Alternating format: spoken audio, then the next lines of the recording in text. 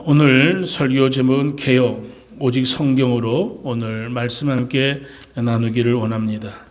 사랑하는 성도 여러분, 그리스도인은 하나님 나라에 속한 사람으로 살아야 됩니다.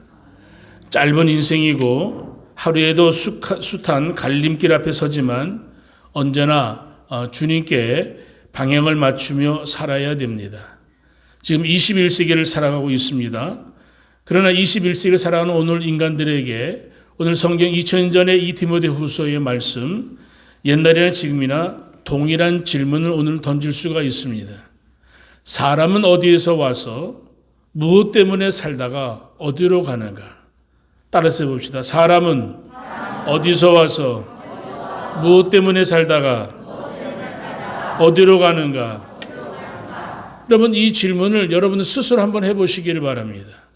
나라는 인생 어디서 와서 무엇 때문에 살다가 어디로 가는가?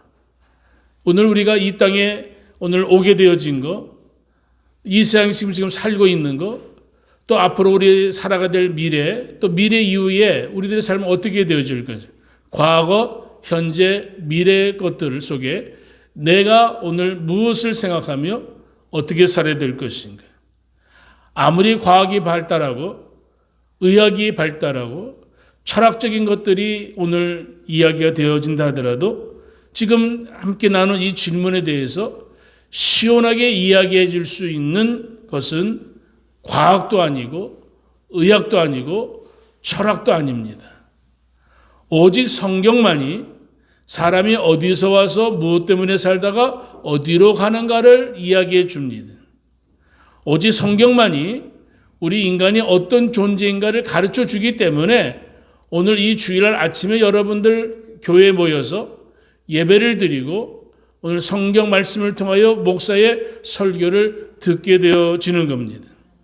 성경은 이렇게 말합니다. 인간은 창조되었다. 지난 주간에 인터넷에 보니까 모든 인간이 한 어머니로부터 왔다고 이야기하더라고요. 여러분, 그 어머니는 누굴까요? 하와겠죠. 그러나 하와 이전에 하나님이 인간을 창조했다고 성경은 우리에게 가르쳐주고 있습니다. 근데 오늘 성경은 이렇게 말합니다. 우리 인간은 모두 죄와 허물로 죽은 자다. 에베소 2장 1절에 그렇게 말씀해주고 있습니다. 오늘 우리가 지금 살고 있지만 이 세상을 살고 있는 우리 인간들을 향하여 죄와 허물로 죽은 자라고 이야기합니다. 이런 얘기 들으면 굉장히 기분 나쁘죠. 내가 지금 살아있는데 죽은 자라니 무슨 말이냐. 지난주 사대교회를 이야기했을 때에 사대교회는 살아있다 하는 이름을 가진 교회지만 죽은 자와 같다고 성경을 이야기해 주었죠. 아니, 살아있는 이름이 있지만 죽은 자라고 정확하게 이야기하고 있습니다. 오늘 성경은 이렇게 말합니다. 우리 인간은 모두 죄 아래 팔린 자다. 우리는 다 죄 가운데 살아가는 인생이라고 성경은 이야기하고 있습니다. 에베소 2장 3절에 보면 우리 인간은 본질상 진노의 자식이었다. 죄와 허물로 죽어 죄 아래 팔려있는 인생, 본질상 진노의 자녀이기 때문에 이 세상을 살아갈 때에 죄 때문에 고민하고 죄로 인하여 죄의 삭은 사망이고 죄의 삭스로 사망으로 인하여 인간은 모두 심판을 받게 되어져 있다는 거죠. 이러한 상태에서 벗어날 수 있는 유일한 길은 내가 길이요 진리요 생명이라 말씀하신 예수 그리스도, 예수님이 세상의 구원자가 되시고 예수님을 나의 구원자라고 믿는 순간 우리들은 이 세상 속에 속한 자가 아니고 예수님을 영접함으로 하나님의 자녀가 되게 되고 하나님의 자녀가 된 주의 백성들은 이 세상에서 세상을 딛고 살아가고 있지만 이 땅에서 왜 사느냐, 이 땅에서 산다면 어디로 가느냐에 대한 것을 성경은 우리에게 확실히 가르쳐주고 있습니다. 오늘은 종교개혁 503주년 되는 종교개혁 기념주일입니다. 마틴 루터라는 사람이 1517년 10월 31일 로마 캐톨릭 교회, 지금의 천주교를 이야기합니다. 우리 개신교는 로마 카톨릭 교회라고 얘기하지 않습니다. 우리 개신교는 프로테스탄트라고 이야기합니다. 그러니까 1517년 로마 카톨릭 교회가 부패되어졌을 때에 타락하고 부패된 그 모습 때문에 마틴 루터가 비텐부르크라는 곳에 있는 슬로스키해 문에, 오늘 그 교회 문에다가 95개의 로마 카톨릭의 부패하고 타락한 것을 반박하는 것을 대자보를 붙여가지고 종교개혁의 불씨를 만들었습니다. 중세교회, 로마 카톨릭 교회가 하나님의 말씀으로부터 멀어지고 타락하고 부패한 그러한 모습에 마틴 루터가 그 타락한 것을 대자보를 붙이면서 고발하게 되어지고, 그 고발한 그러한 종교개혁의 그러한 95개 반박문이 오늘 종교개혁의 기치를 높이게 되어졌습니다. 제가 3년 전 종교개혁 기념대회 때문에 독일에 대한 교회들을 여러 목사님들과 함께 다녀온 적이 있었습니다. 그때 루터 생가에 이러한 글귀가 있는 것을 같이 우리 목사님들과 발견했습니다. 시대를 거스리는 곳에 그리스도가 계시도다. 시대를 거스리는 곳에 그리스도가 계시도다. 개혁하는 그곳에 주님이 계신다는 말씀입니다. 오늘 이 시대에도 두 개의 흐름이 있습니다. 개혁하기를 원하는 흐름이 있고 지키기를 원하는, 개혁을 거스리는 그러한 세력이 있습니다. 개혁 앞에 개혁의 대상이 되는 사람들이 있다는 거죠. 개혁의 대상이 되는 사람들은 얼마나 곤욕스러울까 생각해 본다면 가슴이 아픈 일입니다. 종교개혁 당시에 개혁의 대상이 되는 사람들이 누구냐? 그 당시 종교 지도자들이었습니다. 로마 교황청의 교황과 주교들이었습니다. 그 당시 교황의 힘은 그 당시 봉건사였기 때문에 영주들이 있었는데 영주들보다 힘이 셌습니다. 그리고 그 당시 유럽은 거의 모두가 카톨릭 신자였습니다. 로마 카톨릭 신자였고 교황의 그러한 권위에 다 순종했습니다. 교회 역사가들은 중세 시대를 이렇게 말합니다. 어둠의 시대다. 암흑의 시대다. 왜 중세 시대를 그렇게 얘기했을까? 아니, 유럽 전 지역이 로마 카톨릭화 되어졌는데 왜 암흑의 시대라고 이야기했을까? 수많은 교회들, 지금도 보면 그 화려한 교회들이 세워졌는데 왜 어둠의 시대라고 이야기했을까? 교회가 타락했기 때문에 그렇습니다. 루터 당시에 베드로 성당을 짓기 위해서 그 당시 교황 레오 10세라는 사람이 베드로 성당을 짓기 위하여 많은 그러한 돈이 필요했기 때문에 오늘 면죄부라는 것을 만들어 가지고 저들의 죄를 돈으로 사기 시작했습니다.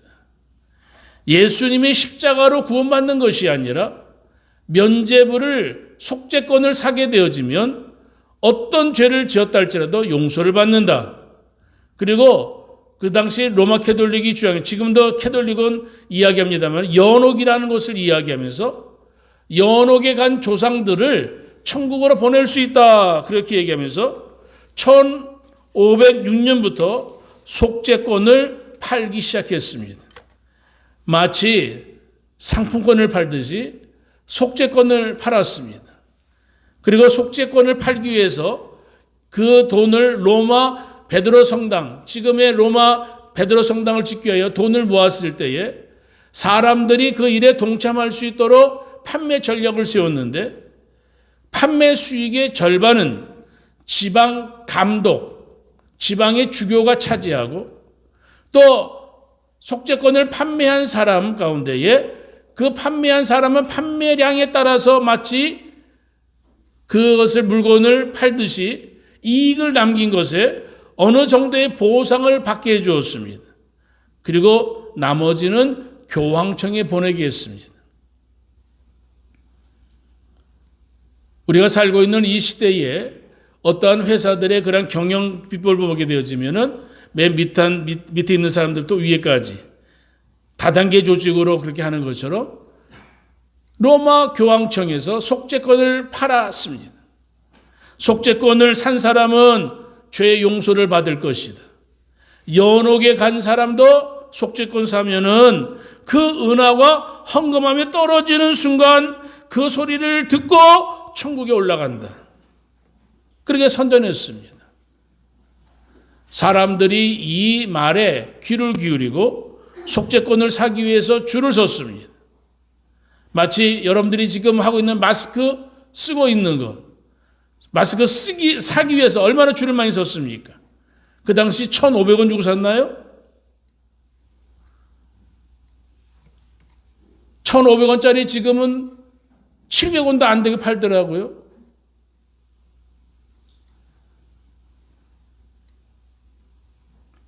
중세 교회가 그렇게 부패했습니다.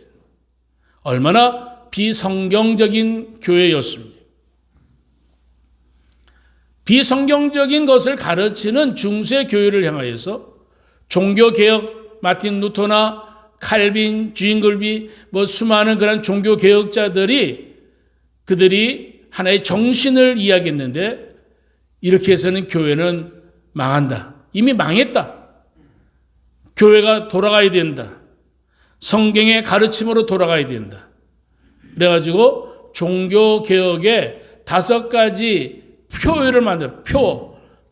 파이브 솔라라고 얘기하는데 한번 따라서 볼까요? 오직 성경으로, 오직 그리스도로, 오직 은혜로, 오직 믿음으로, 오직 주만 영광. 5가지에 대한 이야기를 이야기하면서 오직 의인은 믿음으로 말미암아 살리라. 로마서 1장 있는 거 제가 읽지 않았습니다만은 오직 의인은 믿음으로 살리라. 복음으로 구원받는다. 첫째, 오직 성경으로 산다. 우리가 평생 붙들고 살아야 될 신앙은 성경입니다. 루터가 진리를 판단하는 최종 권위는 교황청의 교황에 있는 것이 아니라 오늘 성경에 있다. 그래서 마틴 루터가 성경 번역에 힘을 씁니다. 라틴어, 그 당시 성경이 라틴어로 쓰여져 있을 때에 라틴어를 독일어로 번역해가지고 누구나 성경을 읽을 수 있도록 했습니다. 루터의 고백은 이런 고백이었습니다. 나의 신앙은 오직 그리스도의 말씀에 붙잡힌 포로로 나는 신앙생활한다. 우리에게 오직 성경, 이것은 하나님이 우리에게 주신 선물입니다. 두 번째, 오직 그리스도로 살아야 된다. 예수 그리스도만이 길이요 진리요 생명, 예수 그리스도만이 우리의 소망이고 생명이심을 믿어야 된다. 이것이 나의 간증이요 이것이 나의 찬송일세. 나 사는 동안 끊임없이 구주를 찬송하리로다.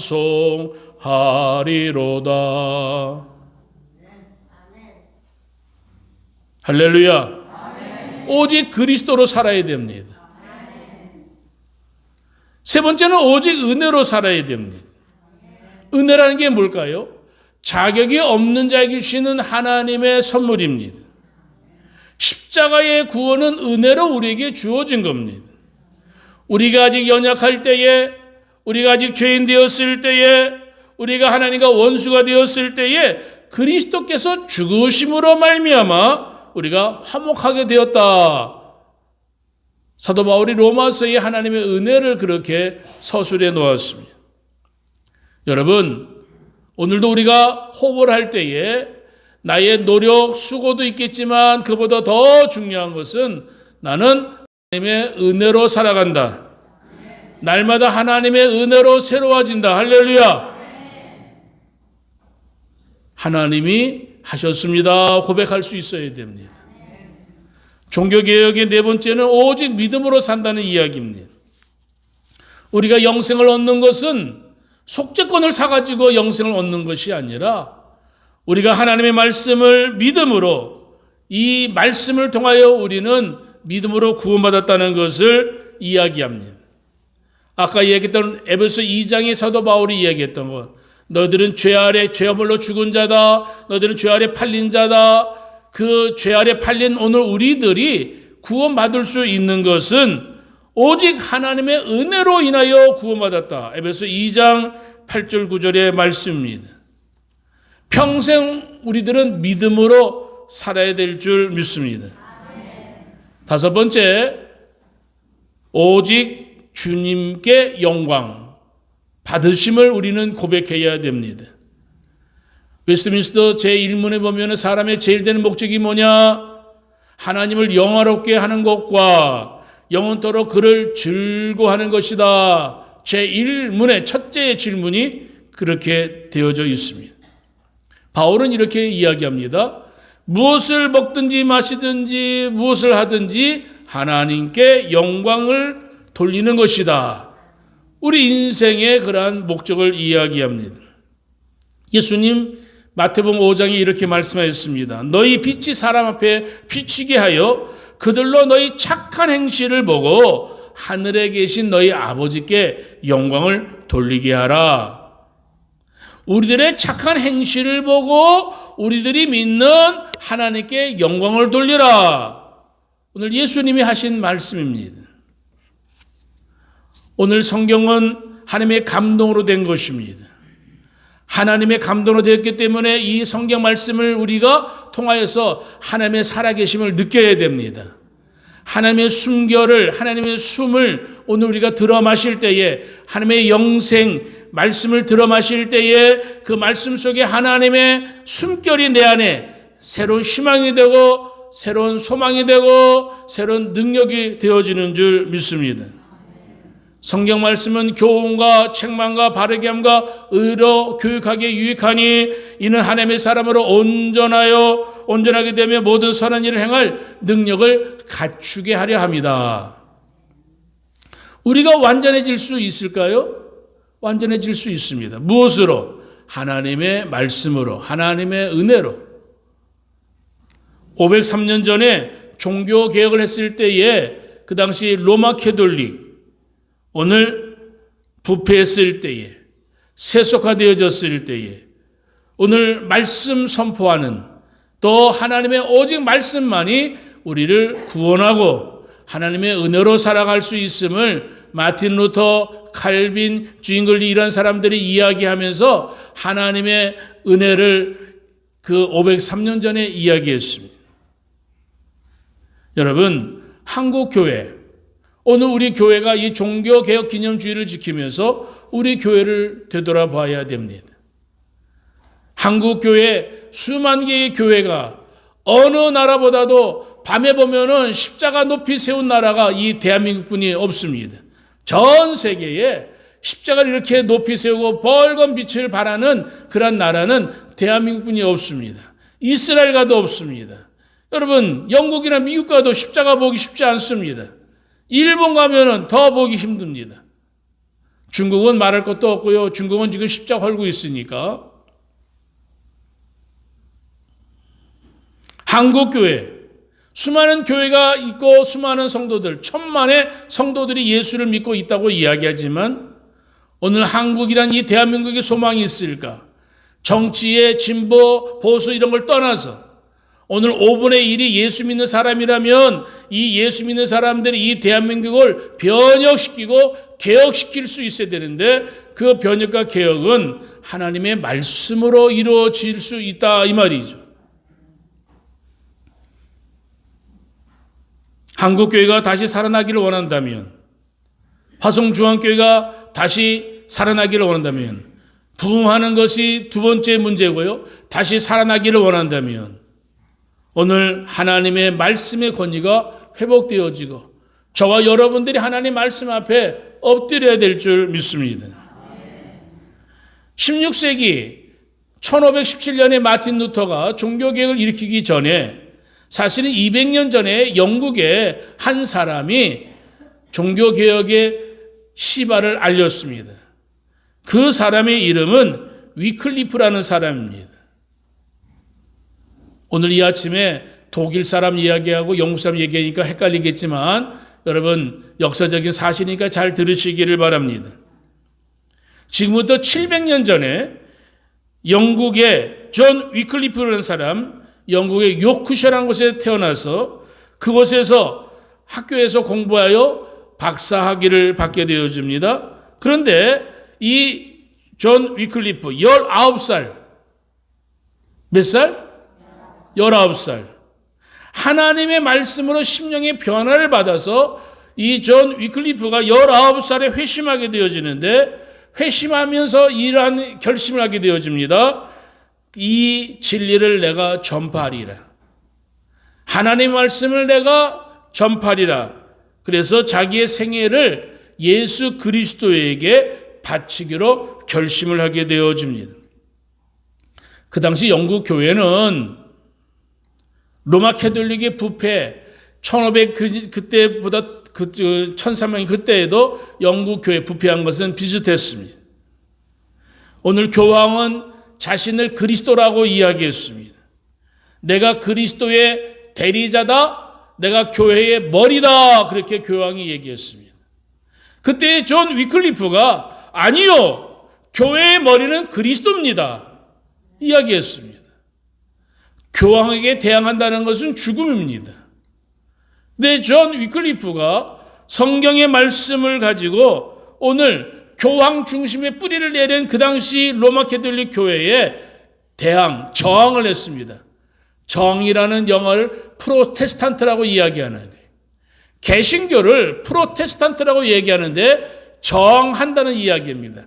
개혁한다는 이야기입니다. 위클리프가 성경의 교리를 가지고 하나님의 말씀을 증거하면서 그 당시 세속화된 교회에 대항했습니다. 강력히 도전했습니다. 그리고 저들이 이야기하는 그러한 잘못된 것을 들추어냈습니다. 성경에서 이야기하는 초대교회의 사도시대에는 하나님의 말씀이 최고고 성령 충만함이 최고고 능력 있는 기도 생활이 최고고 경고와 믿음이 중요하고 깨어있는 영성이 중요하고 주님의 사랑이 중요하다. 이러한 것들을 이 위클리프가 이야기했을 때에 당시 교황청과 주교들은 쩔쩔맸습니다. 왜냐하면은 그 당시 신부라고 얘기하는 비숍, 감독들, 주교들은 저 로마 교황청에서 이야기하는 것만 이야기했어요. 자기 마음대로 설교를 못하는 거예요. 그리고 이 주교들은 주로 세례식, 장례식, 그리고 결혼식 이러한 행사에 이 주교들이 풀려다녔습니다. 풀려다니면서 그들은 좋은 거 먹었고 수고했다고 돈도 받았겠죠. 교통비 받았겠죠. 그러니까 주교들은 배만 불렀습니다마는 성도들, 교인들은 영적으로 비패했습니다. 오늘 위클리프가 오늘 라틴어로 되어져 있는 이 성경을 번역하기 시작합니다. 영어로 번역합니다. 영국 사람이니까 영어로 번역하는 거예요. 마틴 루터는 어디 사람이에요? 독일 사람이니까 독일어로 번역하는 거예요. 이 존 위클리프가 성경을 번역하기 시작했을 때에 당시 성경을 번역하는 것은 로마 교황청에 반역하는 일입니다. 근데 위클리프는 목숨 걸고 번역했습니다. 1382년 최초로 라틴어 멀게이트 성경을 번역합니다. 이것을 위클리프 성경이라고 이야기합니다. 성경 전체가 영어로 번역되어진 것, 성경이 공포된 이후에 66권 정확하게 공포된 이후에 1000년 만에 영어로 성경이 번역이 되어집니다. 놀라운 일이죠. 위클리프를 통해서 영어로 성경이 번역되었을 때에 많은 사람들에게 이 성경이 읽혀지게 되어집니다. 1384년 위클리프는 마지막 목회지 루터 워스라는 목사관에서 뇌출혈로 쓰러지게 되어집니다. 성경을 번역한 다음에 2년 후에 뇌출혈로 사망하게 되어집니다. 그리고 교회 묘지에 묻히게 되어집니다. 그 당시 로마 교황청이 무슨 일을 했느냐면은 이 위클리프가 죽은 다음에 44년 후에 1428년에 위클리프의 유해를 꺼내다가 여러분들 잘 아시죠? 부관 참시란 말 알죠? 부관 참시. 죽은 사람을 다시 꺼내서 관을 쪼개가지고 죽은 사람의 시체를 목을 잘라가지고 길거리에 거는 일, 우리나라의 역사도 있습니다. 그런데 이 존 위클리프가 죽은 지 44년이 되어진 이후에 이 부관 참시를 당하게 되어집니다. 교황청에서 존 위클리프의 시체를 꺼내다가 뼈를 다 부셔가지고 뼈를 태운 다음에 그 죄를 강가에 뿌렸습니다. 위클리프 없다.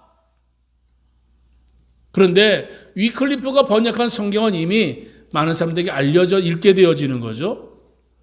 종교개혁의 불씨가 사실은 존 위클리프를 통하여서 먼저 사실은 마틴 루터 전보다 200년 전에 영국에서 시작되었다는 것.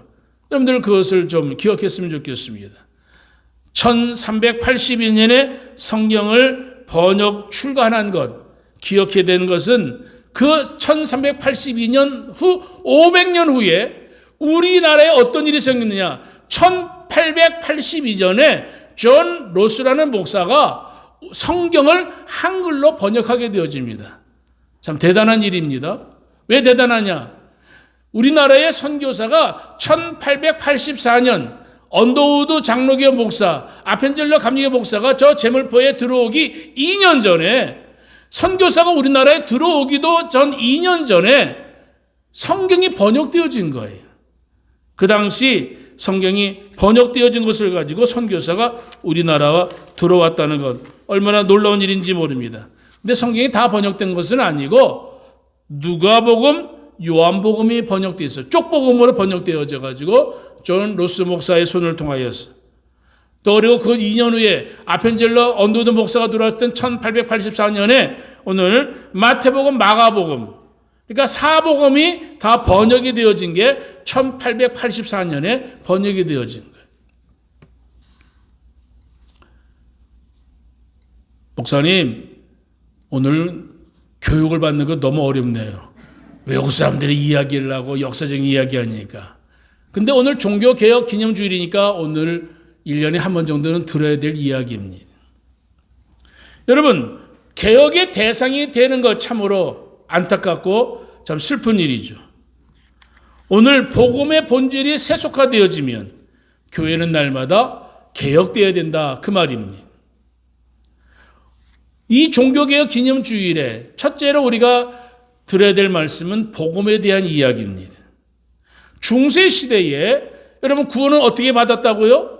속죄권을 삼으로 인하여서 은하가 떨어지는 순간 구원받았다, 그것을 이야기하면서 면죄부를 팔았다, 이 말의 속죄권을. 근데 구원받는 것은 오직 복음이죠. 인간의 수고와 노력이 아닌, 열심이 아닌, 인간의 수고와 노력, 열심으로는 구원받을 수 있다, 없다? 없다는 거죠.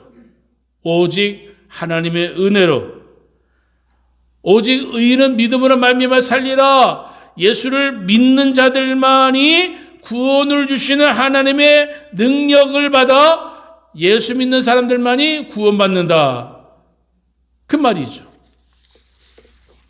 로마서에 보면은 복음에는 하나님의 의가 나타났다.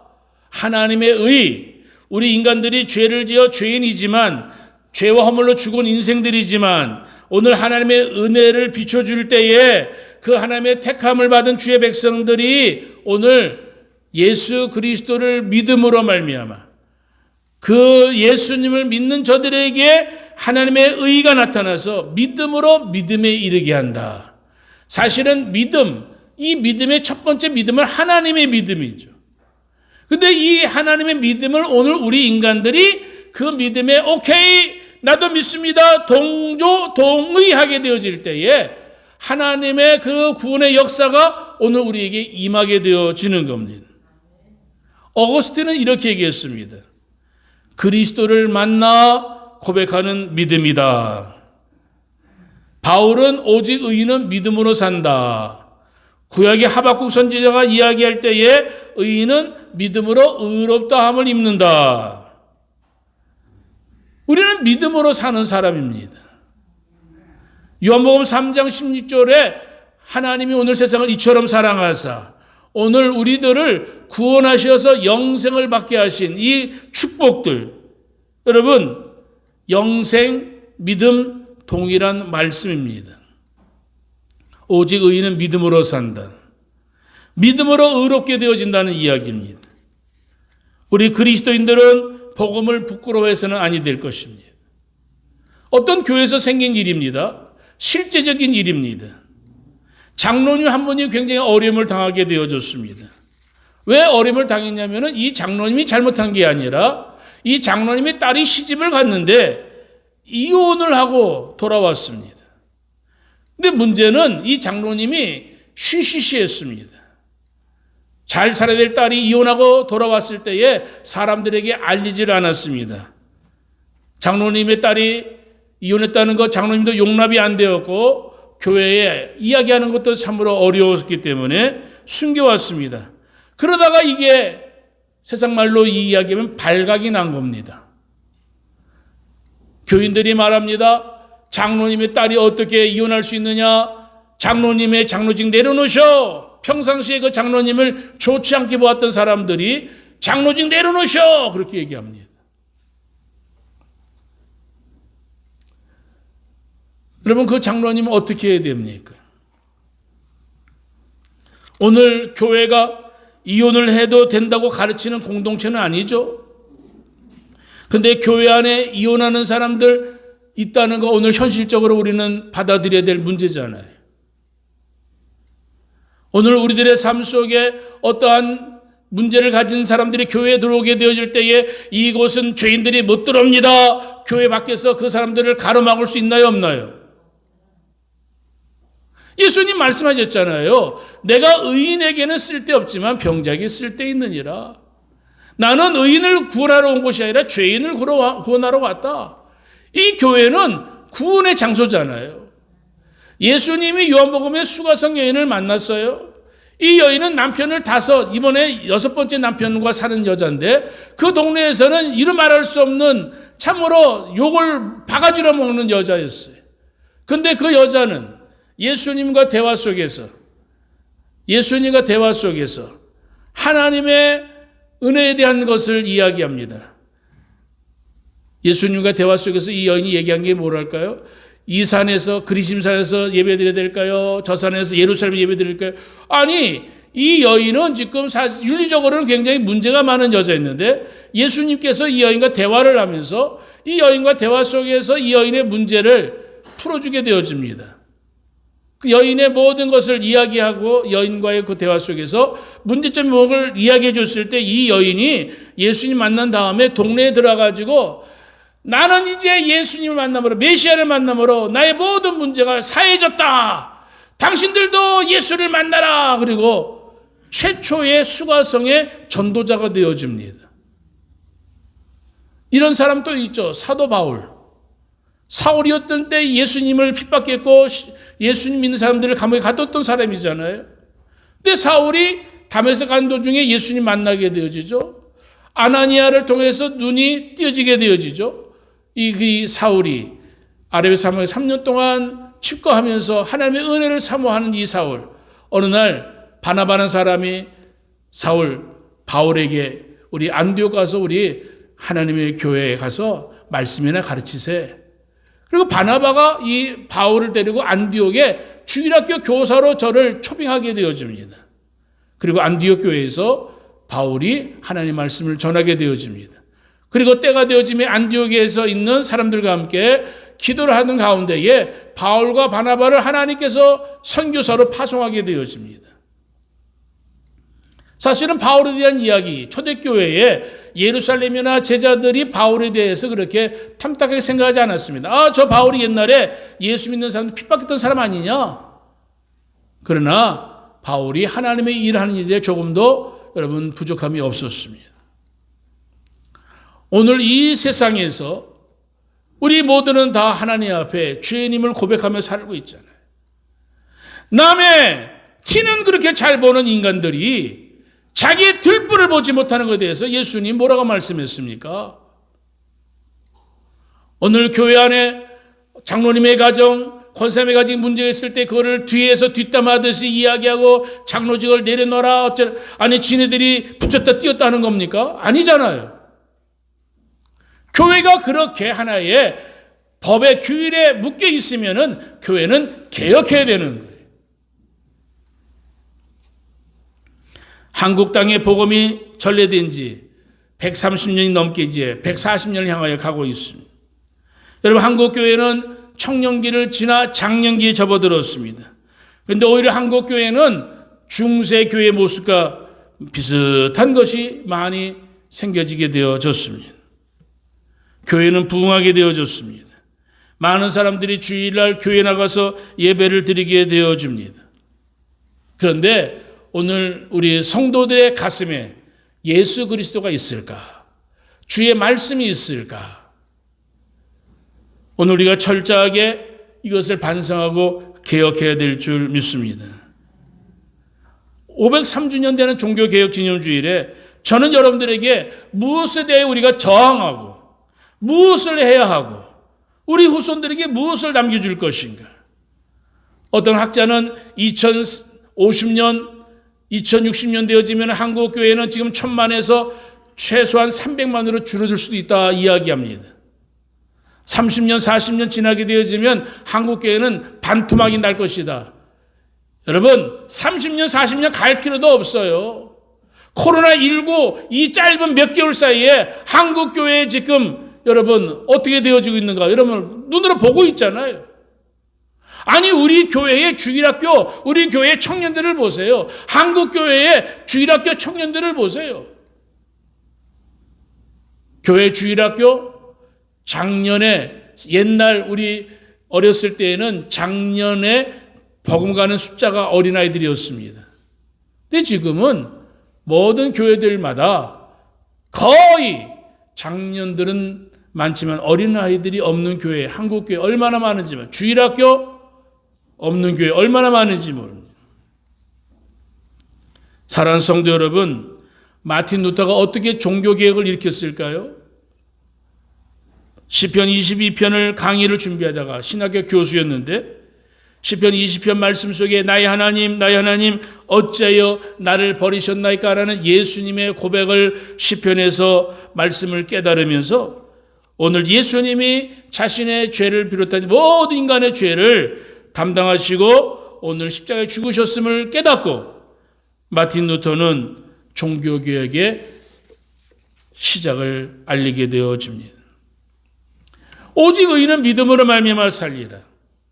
5가지의 파이브 솔라가 오늘 종교개혁의 중요한 표어지만 더 중요한 건 한 가지가 더 있습니다. 라틴어로 아드 폰테스라고 이야기합니다. 여러분 라틴어라는 말 들어보셨나요? 옛날에는 라틴어가 주로 아주 고급 언어였습니다. 따라서 합시다. 아드 폰테스. 따라서 해보세요. 한번 해보는 거예요. 잊어버려도. 아드 폰테스. 아드 띄워서 폰테스 얘기해요. 아드 폰테스 이 말은 뭐냐면은 원천으로 돌아가자 그 말입니다. 르네상스 아시죠? 그때 인문주의자들이 이야기했던 것과 비슷한 이야기지만 사실은 종교개혁자들이 아드 폰테스란 말, 원천으로 돌아가자. 오늘 우리가 쉽게 이야기하면 초대교회로 돌아가자. 말씀으로 돌아가자. 그 얘기입니다. 아까 얘기했던 위클리프라는 사람이 오늘 교황청과 그 당시 부패한 캐톨릭을 어떻게 대항했다고요? 성경을 영어로 번역하면서 초대교회의 영성, 하나님의 말씀을 통한 기도생활, 영적인 깨달음 그런 것들을 1380년대에 위클리프가 이야기하면서 하나님께서 원하시는 바가 무엇일까? 인간이 어디서부터 와서 무엇을 하다가 어디로 가는가를 이야기하면서 가장 중요한 인간의 영성을 통하여서 말씀을 통하여서 오늘 위클리프가 종교개혁 운동을 일으켰습니다. 오늘 우리 성도들이 신앙생활할 때에 오늘날 한국교회가 하나님의 법에서 멀어지는 이유가 뭘까요? 성경에서 멀어지는 이유가 뭘까요? 성경적인 삶을 살지 못하기 때문에 그렇습니다. 따라합시다. 믿음은 생활이다. 믿음은 생활이에요. 신앙생활 한다는 것은 썬데이 여러분 교인이 아니라 주일날만 예배를 드리는 썬데이 교인이 아니라 주일 교인이 아니라 말씀을 가지고 생활하는 것을 이야기합니다. 오늘 교회의 타락이 뭘까요? 믿음을 보상으로 생각하기 때문에 그런 거예요. 이거 중요한 얘기예요. 믿음을 뭐라고 생각하기 때문에? 보상으로 생각하기 때문에. 내가 무엇을 하면은 큰 믿음 좋은 사람이라고 생각하는 거예요. 여러분, 이 보상이 세상의 만몬이즘하고 비슷하게 돌아가고 있습니다. 하나님의 역사 가운데 사탄의 세력이 들어와가지고 예수님이 기도할 때에 사탄이 예수님을 시험하는 것 똑같이 오늘 교회를 교회다운 하나님이 원하시는 교회로 만들지 못하고 세상 사람들과 똑같이 만드는 거예요. 제가 이게 맞는 이야기인지 잘 모르겠지만 제게 개인적인 경험입니다. 제가 최근에 서울을 다녀왔습니다. 어느 날 지하철을 탔는데 서울에 지하철을 탔는데 제가 줄을 서서 타고 있는데 어떠한 여자분이 뒤에 있다가 제 앞으로 타려는 순간 슉 들어왔습니다. 왜 그랬을까요? 자리를 차지하려고. 그런데 마침 자리들이 없었습니다. 저는 속으로 고소하다 그랬습니다. 웃으라고 하는 얘기예요. 무슨 고소했겠어요. 그런데 그 다음에 제가 놀란 것은 제 앞에 그 여자분이 서 있었는데 옷에서 핸드폰을 꺼내더니 성경을 읽기 시작했습니다. 성경 그 복잡한 곳에서 성경을 열심히 읽었습니다. 목사인 제 입장에서 제가 목사라고 밝힐 수도 없잖아요. 얄미웠으니까.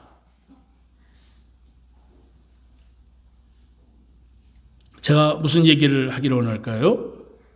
예수 믿는 사람들이 세상에서 이렇게 살아가는 것은 일반적인 모습이다 이 말. 구약 성경에 하나님의 말씀이 선포되었지만 수많은 선지자를 통하여 말씀이 선포되었지만 그 당시 백성들은 말씀을 듣지 않았습니다. 말씀이 들리지 않으니까 망할 수밖에 없는 거예요. 교회에 나와서 예배를 드립니다. 그 당시 예루살렘에 성전이 있었습니다. 바벨론 포로에서 돌아와가지고 제2의 스룹바벨 성전도 지었습니다. 스룹바벨 성전을 지으면 저들이 잘 먹고 잘 살 줄 알았습니다. 그런데 사는 것은 여전히 궁핍했습니다. 그 이스라엘 백성들이 성전을 지었는데 왜 우리에게 축복이 임하지 않느냐고 툴툴거리기 시작했습니다. 성전 우상주의, 교회 건물 우상주의, 그 옛날에도 있었습니다. 성경은 말합니다. 귀 있는 자는 들으라 말씀해 주었습니다. 말씀을 들으라 이야기해 주었습니다. 오늘 예수님을 주님으로 고백하는 사람들, 오늘 성경을 읽어도 성경을 들어도 주의 말씀을 예사로 듣습니다. 심각하게 듣지 않습니다. 주님이 우리에게 생명을 주기 위하여 말씀을 들으라 이야기하지만 들어야 될 말씀을 반복하고 반복하는데도 그 말씀을 듣는 우리들은 하나님의 말씀을 귀담아 듣지 않습니다.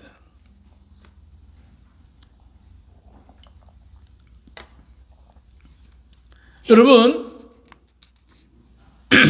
일제시대의 윤동주 시인 서시라는 것을 제가 읽어드리겠습니다. 죽는 날까지 하늘을 우러러 한 점 부끄러움이 없기를 입새이는 바람이도 나는 괴로웠다. 별을 노래하는 마음으로 모든 죽어가는 것들을 사랑해야지. 그리고 나한테 주어진 길을 걸어가야 되겠다. 오늘 밤에도 별이 바람을 스치운다. 여러분, 입새에 이는 바람에도 나는 괴로웠다 이 말. 오늘 밤 바람에 별이 바람에 스쳐가는 것을 내가 느끼고 있다 이 말이. 여러분, 우리가 성경을 읽으면서 하나님 앞에 한 점 부끄러움이 없는 그러한 사람으로 살아야 될 줄 믿습니다. 오늘 목사가 아까 지하철 얘기를 했습니다. 여러분, 그것을 경험하지 않았지만 여러분들 제가 느끼는 것과 좀 느끼는 게 좀 비슷합니까? 비슷하죠? 하나님의 말씀, 성경 말씀은 하나님의 숨결입니다. 하나님의 호흡입니다. 하나님께서 우리에게 주시기를 원하는 생명의 말씀입니다. 이 말씀을 읽을 때에 뭔가 느껴야 되는 거죠. 이 말씀을 느낄 때에 뭔가 하나님의 살아계신가를 좀 더 감지할 수 있어야 되는 거죠. 하나님께서 오늘 우리에게 성경을 주었습니다. 성경은 정보를 주기 위한 책이 아닙니다. 지식을 얻기 위한 책이 아닙니다. 성경을 읽으면서 어떤 정보를 얻으려고 읽는 거 아닙니다. 예수님 말씀하셨습니다. 이 성경은 우리에게 영생을 주기 위한 하나님의 말씀이다. 요한복음에 사도 요한이 성경에 대한 주신 목적을 딱 이야기해 나왔어요. 예수님이 하신 말씀, 회개하라 천국이 가까웠느니라. 예수님이 처음 하신 말씀일까요? 구약의 수많은 선지자들이 이야기했던 말씀이었습니다. 그런데 안 들으니까 예수님이 또 오셔가지고 하나님의 아들이 오셔가지고 똑같은 얘기, 회개하라 천국이 가까웠다고 말씀하신 거예요. 새로운 것 아니에요. 구약의 창세기부터 말라기까지 있는 수많은 말씀들을 다시 합축해가지고 예수님이 한마디로 한마디로 말씀하신 거예요. 회개하라 천국이 가까웠느니라. 요사이 트로트라는 그러한 음악 장르가 유행하고 있습니다. 트로트를 들으면서 많은 사람들이 눈물을 흘립니다. 여러분, 그런데 트로트를 들으면서 눈물을 흘리지 않는 사람들이 있습니다. 누굴까요? 이건 일반적인 얘기는 아닙니다만은 클래식을 좋아하는 사람은 야, 저것도 음악이야. 지금은 트로트가 유행하니까 트로트 대세지만은 클래식 좋아하는 사람은 베토벤의 와다다다 뭐 이런 걸 들어야 뭔가 감동이 오는 거죠. 진성의 노래 뭐 그냥 아이야 뭐 배 꺼질라 뭐 이거 저것도 노래냐? 그런데 이 노래는 다들 이 비슷한 연대는 감동을 받았잖아요. 이제 잘 몰라가지고 어느 60대 노부부 이야기, 곱고 희던 그 손으로 제가 한 번도 불러본 적이 없어서 이 가사를 봅니다. 넥타이를 메어주던 때 어렴풋이 생각이 나와 여보 그때를 기억하고 세월은 그렇게 흘러 여기까지 왔는데, 이러한 노래를 들으면서 사람들은 아유, 제가 얼마 전에 우리 전도사님이 영화 본 거 담보? 그 얘기를 보라고 얘기하더라고요. 아니, 전도사가 담보 영화 보라고 성경 보라고 그러냐고. 나 속으로 뒤에서 뭐 하는 짓이야? 그냥 우스갯소리예요. 사람들은 트로트를 들으면서 감동을 받고 영화를 보면서 눈물을 흘리고, 이 이야기는 좋은 노래나 작품을 보면 사람들이 순화되어진다 이 말이에요.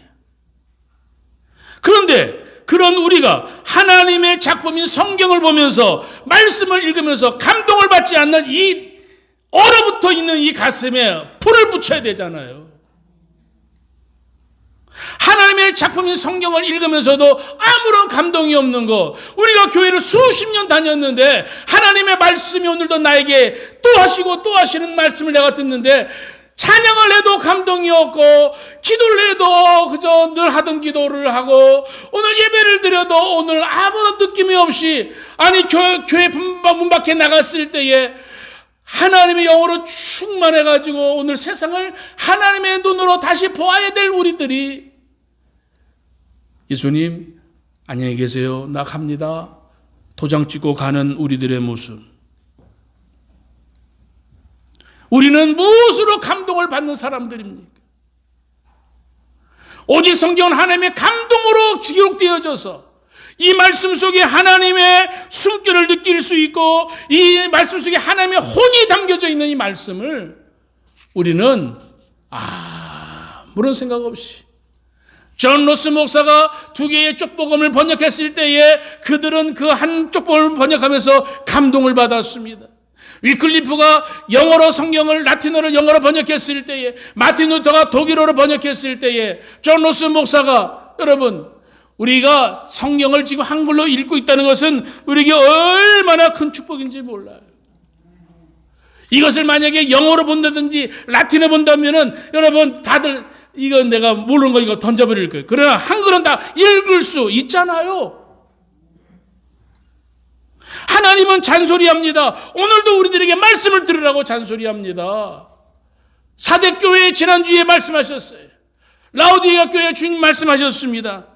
내가 살았다는 이름은 가졌으나 죽은 자로다 너는 일깨요. 저는 이 말씀에 은혜를 받았어요. 그 남은 바 죽게 된 것을 굳게 해라. 지금 죽어가고 있는 거지만 그 죽어가고 있는 것을 죽게 하지 말아라. 굳게 잡고 살아라.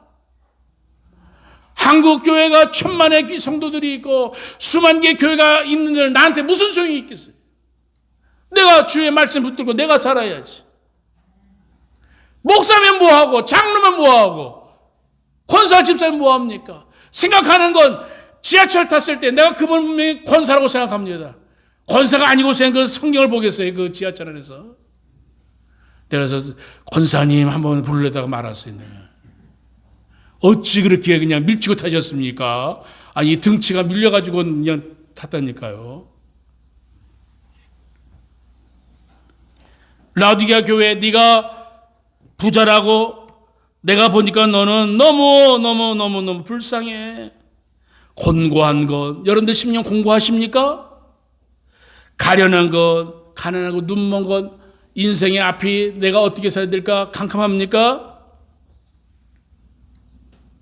주님 말씀하십니다. 내가 권하노니. 하나님이 오늘도 우리에게 말씀하십니다. 사랑하는 동성아 아무개야, 내가 권하노니 말씀대로 살아라. 믿음대로 살아라. 하나님을 믿는 너는 앞으로 가야 될 곳이 하나님의 나라가 아니냐. 이 땅에서 내가 너에게 빛과 소금으로 살라고 얘기했잖아.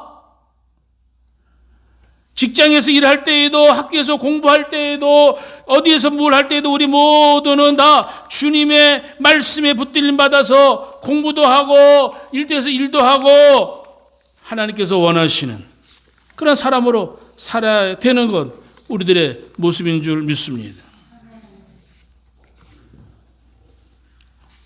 어떤 사람이 굉장히 부자였다가 오늘 하루아침에 다 쫄딱 망했습니다. 망하니까 이 사람이 답답해가지고 예수 믿는 사람인데 점쟁이한테 아니 이렇게 돼서 망했습니다. 그랬더니 이 점쟁이 말하기를 걱정 마세요. 당신 잃어버린 땅 도로 찾을 수 있습니다. 그 말에 이 점쟁이한테 이 분이 1000만 원을 갖다 줬으면 나 망하지 않게 해달라고.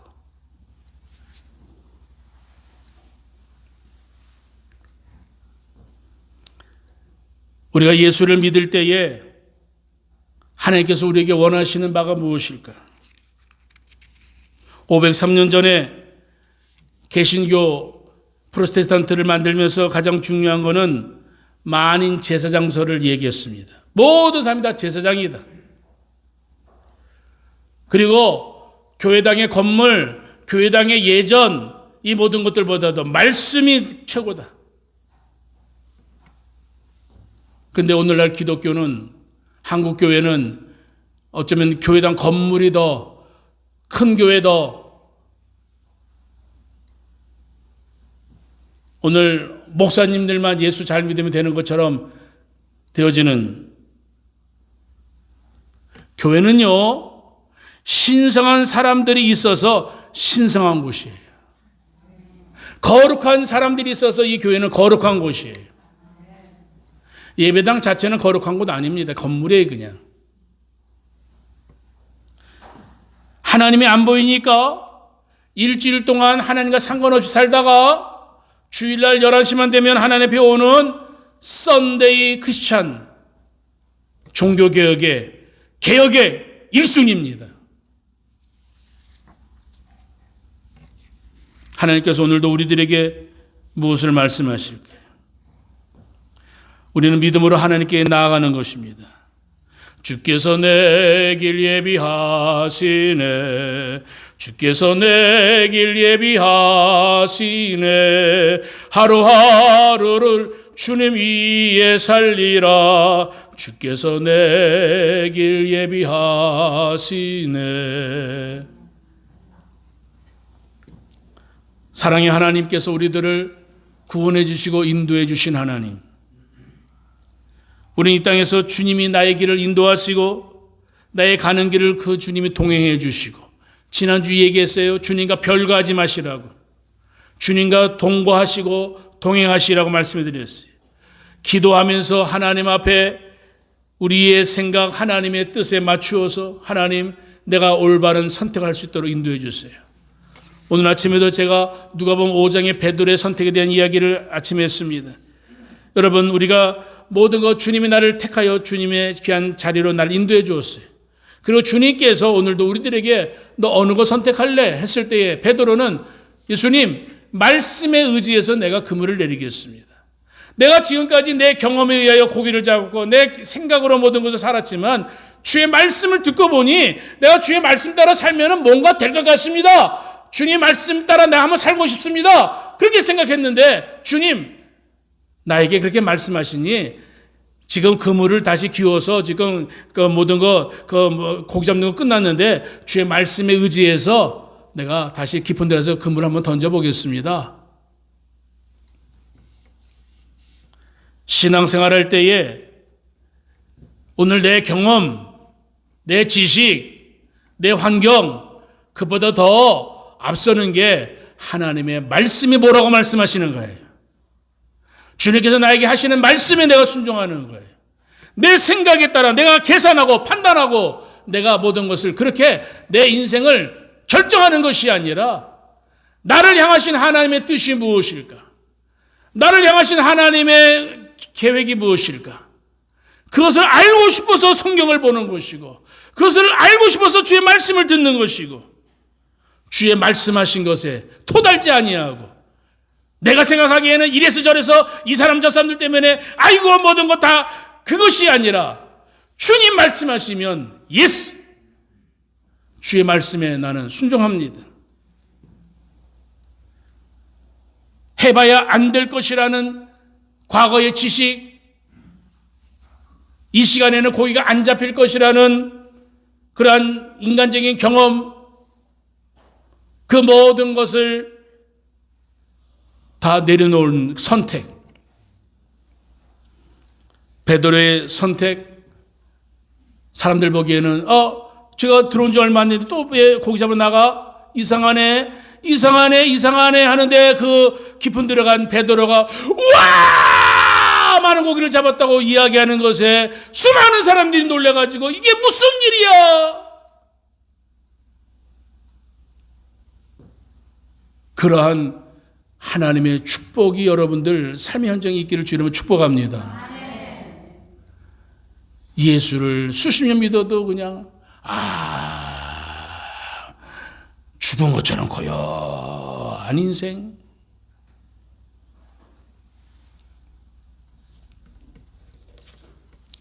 여러분, 믿음으로 한번 살아보세요. 하나님 말씀 앞에 우리가 순종하고, 오늘도 종교개혁에 오늘 하나님 말씀의 법은 모르지만 그 말씀에 내가 순종합니다. 성경의 말씀은 오늘 결론의 말씀 한마디로 얘기해서 따라서 해봅시다. 말씀대로 살자. 종교개혁의 결론은 말씀대로 삽시다입니다. 기도하겠습니다.